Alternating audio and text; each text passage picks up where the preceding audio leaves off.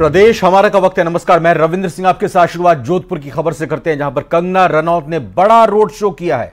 जोधपुर लोकसभा से बीजेपी प्रत्याशी गजेंद्र सिंह शेखावत के समर्थन में कंगना रनौत ने रोड शो किया है। बीजेपी के पक्ष में माहौल बनाया है। सूरसागर विधानसभा क्षेत्र के सैटेलाइट हॉस्पिटल हाउसिंग बोर्ड से लेकर करीब 2 किलोमीटर तक यह रोड शो हुआ।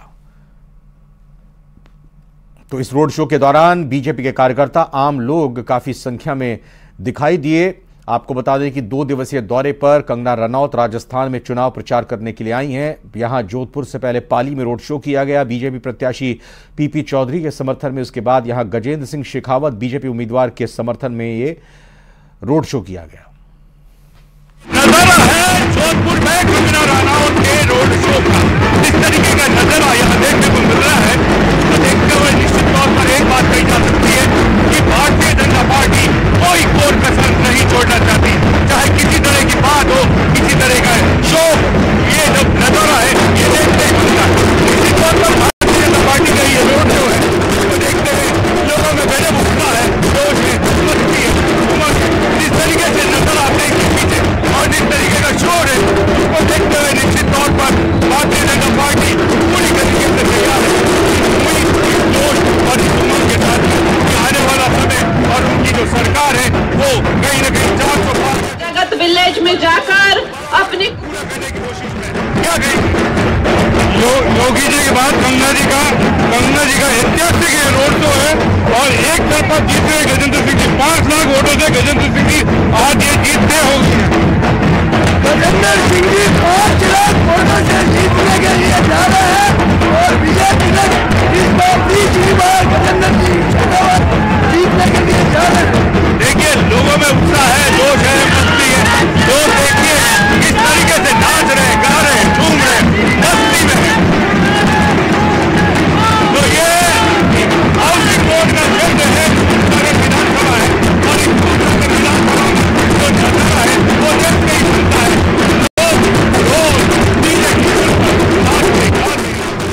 पर उंगली उठाई थी, उसका घर तोड़ा था, उनका घमंड टूट गया। जय भवानी। हमारी ये जो धरती है, राजस्थान की जो धरती है, ये वीरों की धरती है। जोधपुर की जो धरती है, महाराणा प्रताप की, मीराबाई की, ये तपोस्थली है। दोस्तों, ये यहां से इतने सैनिक, इतने वीर होते हैं, लेकिन आपको पता है कांग्रेस हमारे सैनिकों के शौर्य पे उंगली उठाती है, कहती है कौन सी सर्जिकल स्ट्राइक करी। गलवान में इन लोगों ने मार खा के आ गए। ये अभद्र टिप्पणी हमारे सैनिकों के खिलाफ करते हैं, कांग्रेस के लोग करते हैं, लेकिन हमारे यशस्वी प्रधानमंत्री मोदी जी कहते हैं कि हम घर में घुसकर मारेंगे। जय श्री राम। आप वोट दीजिए, आप वोट दीजिए। कन्हैया हमारे जो टेलर थे, उसकी फैमिली के बारे में सोचकर, जिसका सर तन से जुदा किया गया था, उसके बारे में सोच के वोट दीजिए।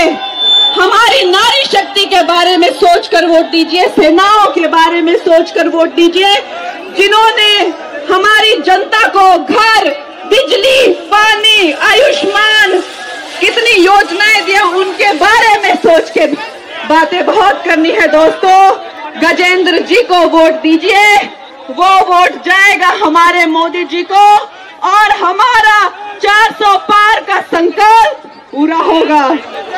जय श्री राम।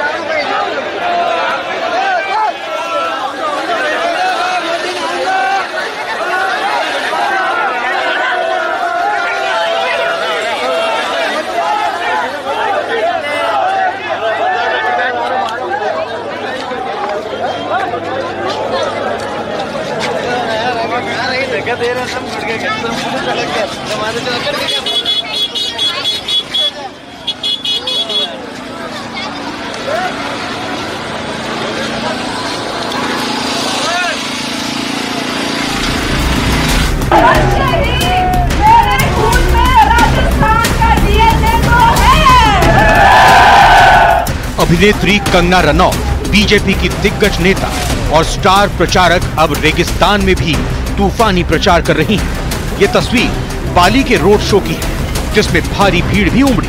कंगना को देखने के लिए बीजेपी कार्यकर्ताओं में भी होड़ मच गई। स्थानीय जनता भी घरों से बाहर निकलकर कंगना को देखने पहुंची।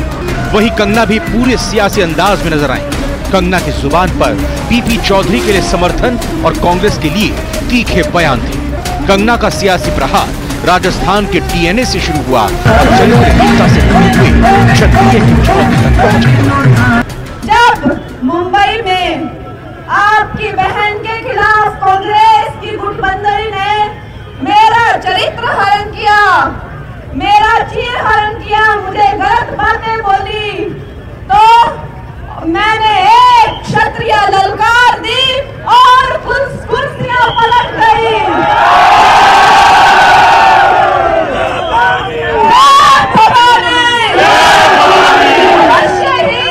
मेरे खून में राजस्थान का डीएनए तो है। जय भवानी। लोगों की अपार भीड़ ने कंगना का उत्साह भी बढ़ा दिया और एक के बाद एक तीखे बयान की बौछार कांग्रेस पर कर दी। हालांकि अभी तो ये सिर्फ कंगना की मरुधरा में एंट्री हुई है। जोधपुर में गजेंद्र सिंह शेखावत के लिए कंगना ने रोड शो किया। रोड शो को लेकर जोधपुर में भी खासा उत्साह दिखा। वहीं कंगना रनौत के रोड शो में जय श्री राम के नारे भी लग रहे थे। इस दौरान बीजेपी के कार्यकर्ताओं का जोश भी हाई नजर आ रहा था। जय श्री राम, जय श्री राम, जय श्री राम।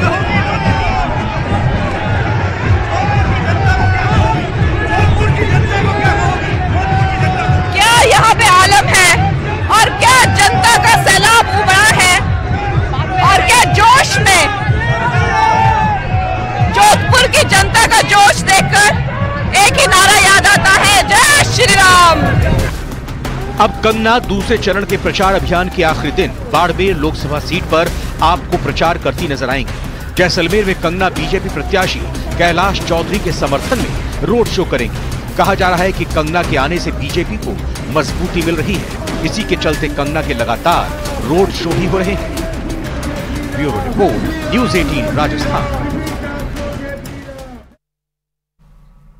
जयपुर से बड़ी खबर आ रही, जहां पर मोहाना इलाके में 71 लाख रुपए की लूट से जुड़े हुए मामले में 3 घंटे बाद भी लुटेरों का कोई सुराग हाथ नहीं लगा है। काले रंग की स्कॉर्पियो में सवार होकर लुटेरों की काले रंग की स्कॉर्पियो में सवार थे लुटेरे और लुटेरों की तलाश में पुलिस अभी भी जुटी हुई है। पता लगा रही है। सीकर के देवेंद्र जांगिड़ से लाखों रुपए से भरे हुए बैग को लूटकर फरार हो चुके हैं। और आपको बता दें, सीकर से जमीन के सौदे के लिए जयपुर आया था देवेंद्र और इस दौरान सुमेर नगर विस्तार में अरिहंत रेजिडेंसी के पास इस वारदात को अंजाम दिया गया। स्कॉर्पियो सवार बदमाशों ने पीछा करके डंडों से हमला किया। बदमाशों ने गाड़ी में तोड़फोड़ कर 71 लाख रुपए लूट लिए। पीड़ित देवेंद्र जांगिड़ ने पुलिस कंट्रोल रूम को सूचना दी। सूचना पर पहुंचे मोहाना थाना प्रभारी और इसके अलावा एसीपी मानसरोवर ने सीसीटीवी फुटेज को खंगाला और इस दौरान रेकी करते हुए काली स्कॉर्पियो, ये वही काली स्कॉर्पियो जिसमें सवार होकर बदमाश आए थे, तो इसे सीसीटीवी फुटेज के आधार पर काली स्कॉर्पियो का नंबर और बाकी डिटेल्स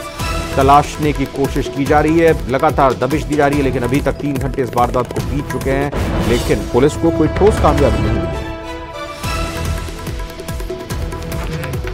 हमारी गाड़ी के अंदर जा रहे थे तो एक ब्लैक कलर की स्कॉर्पियो ने हमारे से पीछा किया और हमारे आगे आगे लगा दी। उसके बाद ताबड़तोड़ उन्होंने डंडों से और लाठियों से हम पे हमला किया और हमारे अंदर 2 बैग थे, वो बैग लेके फरार हो गए।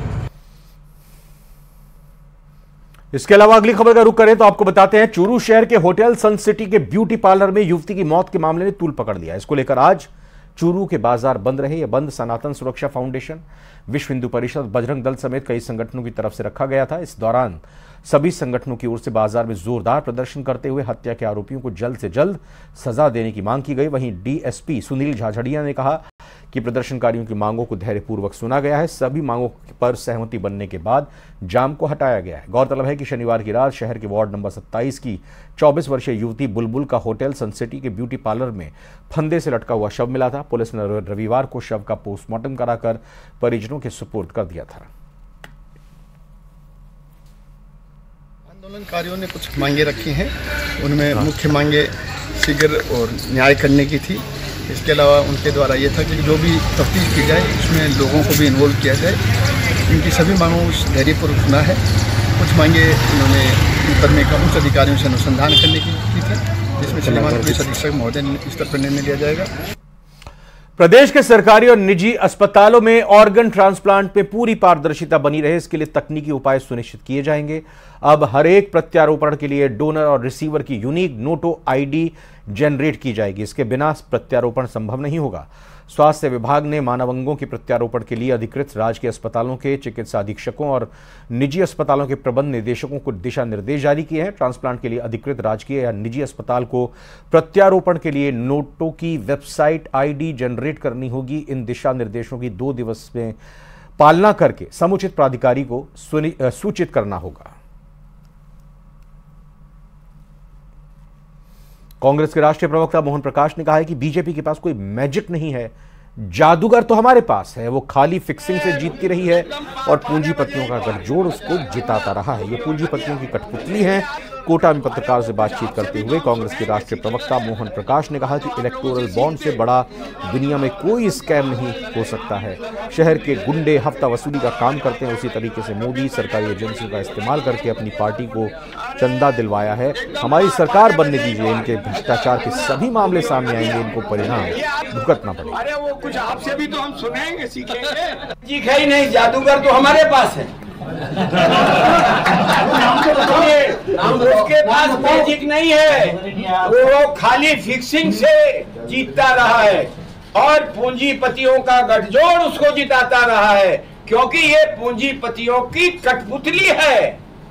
और जो अभी इलेक्टोरल बॉन्ड है, इससे बड़ा दुनिया में कहीं भी स्कैम नहीं हो सकता। चित्तौड़गढ़ से निर्दलीय विधायक चंद्रभान सिंह आक्या ने कहा है कि पूरे देश में मोदी जी का माहौल है, राजस्थान में सभी सीटें बीजेपी जीतेगी। आक्या ने कहा कि सीपी जोशी बड़े अंतर से चित्तौड़गढ़ से चुनाव जीतेंगे। चंद्रभान सिंह आक्या से बात की न्यूज 18 संवाददाता लखबीर सिंह शेखावत ने। मान की धरती चित्तौड़गढ़ में इस वक्त मेरी मौजूदगी है और यहाँ का चुनावी मिजाज जानने के लिए अगर कोई उपयुक्त व्यक्ति है तो वो है भारतीय जनता पार्टी से बागी होकर निर्दलीय चुनाव जीते और फिर भाजपा को समर्थन देने वाले चंद्रभान सिंह आक्या। इनसे बातचीत करेंगे और जानेंगे कि चंद्रभान सिंह साहब किस प्रकार का चुनावी मिजाज भारतीय जनता पार्टी का और कांग्रेस के कैंडिडेट्स का आपको नजर आ रहा है यहाँ की जनता से जब बातचीत होती है। तो पूरे देश में अभी मोदी में है, मोदी जी के नाम से पूरा अच्छा माहौल है। जैसे राम मंदिर वाला मुद्दा बहुत ही लोगों को भुनाने की जरूरत भी है और वो भुना भी हम लोग पा रहे हैं। उसके अलावा जैसे धारा 370 हो, जनधन खाते का हो, आल और भारतीय जनता पार्टी के प्रति अच्छा माहौल है, मोदी जी के प्रति अच्छा माहौल है और आने वाले दिनों में 100% मोदी जी वापस प्रधानमंत्री बनेंगे और राजस्थान की 25 में से 25 सीटें हम जीतेंगे। लेकिन भारतीय जनता पार्टी के प्रत्याशी के सामने इस बार सबसे बड़ी चुनौती इसलिए है क्योंकि लोकल उम्मीदवार उदयलाल आंजना चुनावी मैदान में है और उदयलाल आंजना किसी परिचय के मोहताज नहीं है। हालांकि पहले चुनाव में सीपी जोशी का मुकाबला बाहरी लोगों से हुआ, इस प्रकार की बातें भी होती है। सीपी जोशी जी भी हमारे बड़े भाई है। सीपी जोशी जी का भी यहाँ अच्छा काम है, ऐसी बात नहीं। 10 सालों में उन्होंने विकास भी किया है, डेवलपमेंट भी किया है। उसके साथ साथ यहाँ मोदी जी का बहुत बड़ा नाम है। ये चुनाव राष्ट्रवादी चुनाव है, मोदी जी का चुनाव है, इसलिए कोई चुनाव जीतना कोई कठिन बात नहीं है। चुनाव 100% सीपी जोशी जीतेंगे, अच्छे वोटों से जीतेंगे और लाखों की तादाद में हम वोटों से हम चुनाव जीतेंगे और मोदी जी को वापस हम सब मिलकर प्रधानमंत्री बनाएंगे। सीपी जोशी जी को लाखों वोटों से चुनाव जिताने की बात आप कर रहे हैं, लेकिन वो तीसरी बार चुनावी मैदान में लगातार 2 बार सांसद रहने के बाद एक एंटी इनकम्बेंसी पैदा होती है और चर्चा कार्यकर्ताओं के बीच में भी ये है कि अब अति हो गई। ऐसे में कार्यकर्ताओं के बीच समन्वय स्थापित करना और सामंजस्य बैठाना, क्या सीपी जोशी सफल साबित हो पाएंगे? विपक्ष पूरे देश में विपक्ष नाम की बहुत कमजोरी, विपक्ष है ही नहीं है और मोदी जी का जो बड़ा नाम है, इसलिए कोई ज़्यादा नीचे कोई नेगेटिविटी नहीं है। हल्की फुल्की तो अगर कोई तीसरी बार, चौथी बार, 5 बार होता तो हल्की फुल्की कोई नेगेटिविटी हो सकती है, पर ऐसी कोई नेगेटिविटी बात मेरे कोई ध्यान में अभी तक आई नहीं है। और सीपी जी के प्रति भी अच्छा माहौल है और मोदी जी के प्रति भी अच्छा माहौल है।